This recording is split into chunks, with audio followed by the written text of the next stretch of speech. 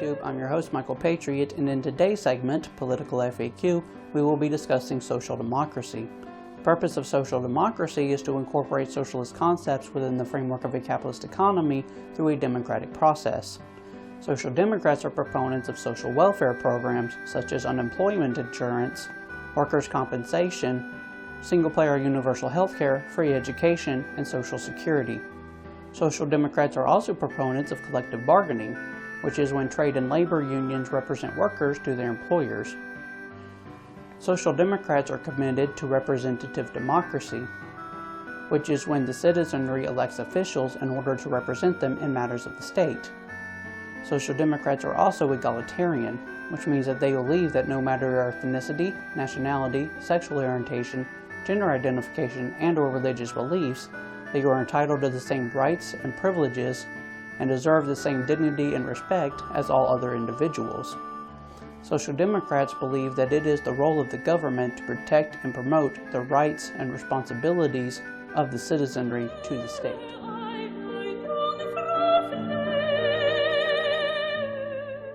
A social welfare program is a governmental program which protects the citizenry from the economic risks and insecurities of life.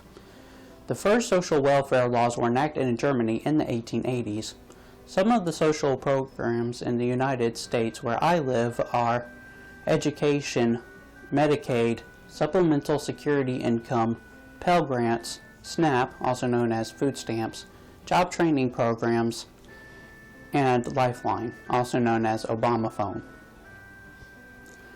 Social welfare programs were ruled constitutional by the Supreme Court in 1937 through a liberal interpretation of the so-called Welfare Clause in the Federal Constitution, which reads, "Congress shall have the power to lay and collect taxes, duties, imposts, and excises, to pay the debts and provide for the common defense and general welfare of the United States.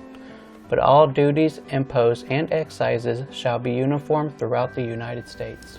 As for the state's role in social welfare, these programs are largely financed by the federal government and include workmen's compensation, unemployment insurance, and public assistance programs. Half of these states have public assistance programs to help unemployed parents of needy children, and 4 of these states offer temporary disability insurance.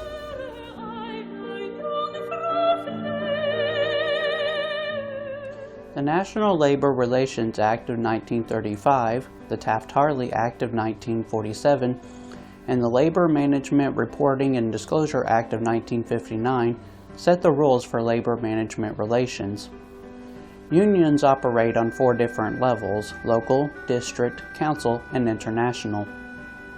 Trade unions also represent workers to their employers in negotiations of wages, hours, working conditions, and benefits.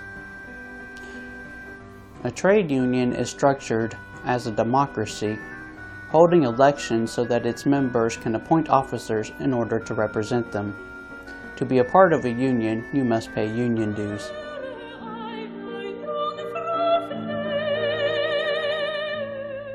So that marks the end of this segment. If you like what I'm doing here, then press like, and if you'd like to subscribe for more content in the future, then hit subscribe. Remember that social democracy is a complex social, political, and economic ideology, and if you'd like to learn more about social democracy, then check out the description for sources and further reading.